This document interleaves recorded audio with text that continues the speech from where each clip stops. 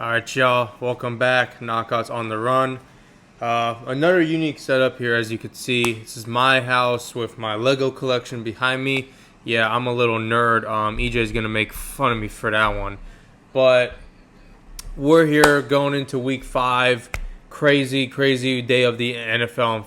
I'm filming this on Sunday night. The Packers game is currently on, so just have a race this week. Have to get stuff done here, early stages of the week. EJ has a cold. Fortunately, can't be around that because I got a race. But anyways, I'm going to give you the Rams versus 49ers breakdown.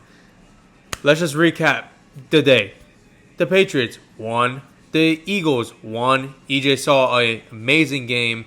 Not to mention, EJ also went 2-0 because the Rams knocked off the Titans, as he said he would, and the Eagles also knocked off the Eagles knocked off Tampa Bay, as he said he would, as he said they would. So, EJ, congrats to you, 2-0.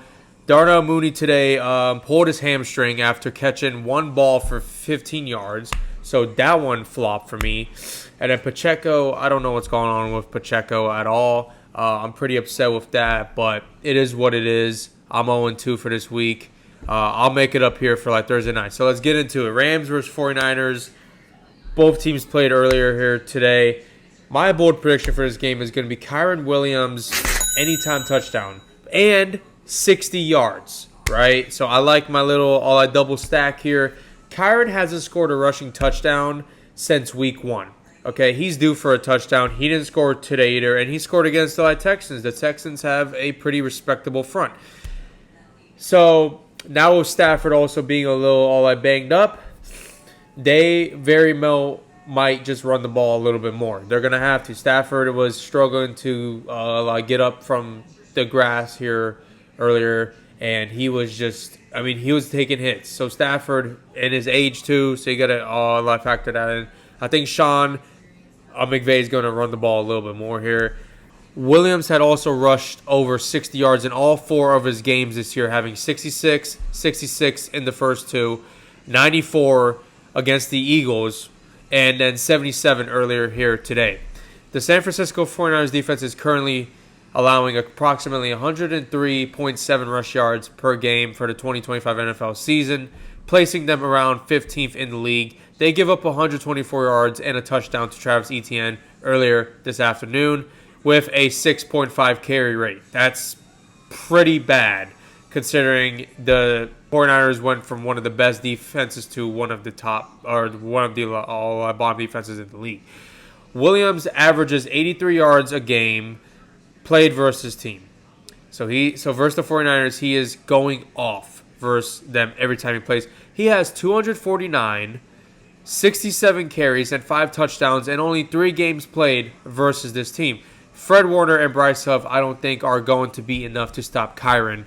They lost Nick Bosa to an ACL last week, and we saw Travis Etienne tearing up that front all day today. So Kyren Williams, 60-plus rush yards and an anytime touchdown. I'm smashing this.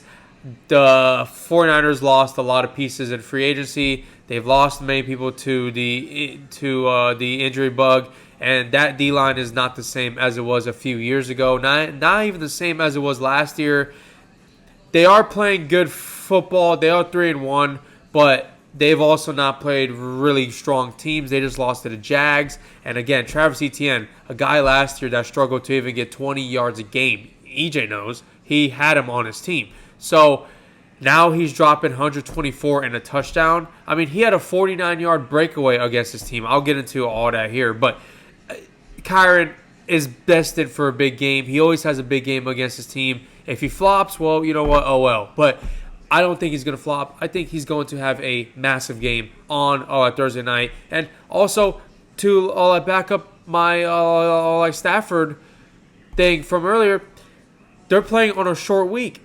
Stafford is hurting. They're playing on a short week. This is a recipe put together to run the ball more, give Kyren that load. He is younger, Stafford is older, and he's hurting. Now, to my score prediction. I have the Rams winning this game 30-22. Rams have won the last 3 games versus this team. The 49ers are coming off a home loss versus the Jags, right? The Jags walked into the 49ers home and beat them. So the 49ers are coming off a home loss versus the Jags on their home turf. We don't see the 49ers lose much at home. They have a really good home, strong supporting crowd. It is hard to play in Levi Stadium. Everybody knows that. So they actually didn't lose. They beat themselves. Brock Purdy had 3 turnovers, including a fumble that cost the 49ers the game late in the fourth quarter. San Francisco entered the game as the 24th best red zone offense.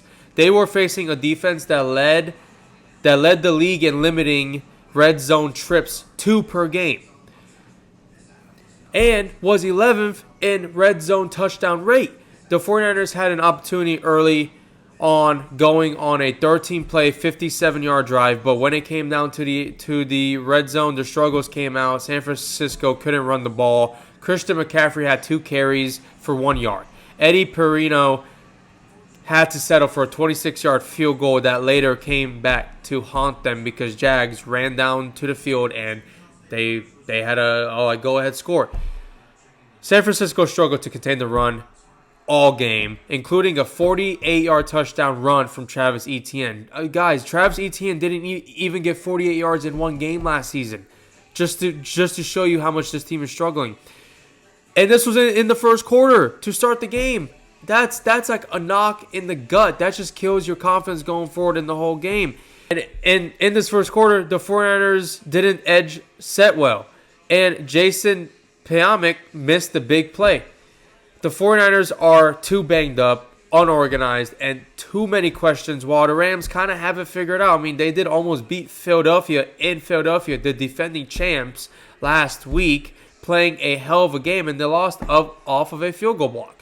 I mean, they had the Eagles by the neck. They blew a lead. This 49ers team is much more organized. I'm sorry, this Rams team is much more organized, and they're just a better football team than the 49ers are. The 49ers haven't really beat anybody good. Like, let's be real.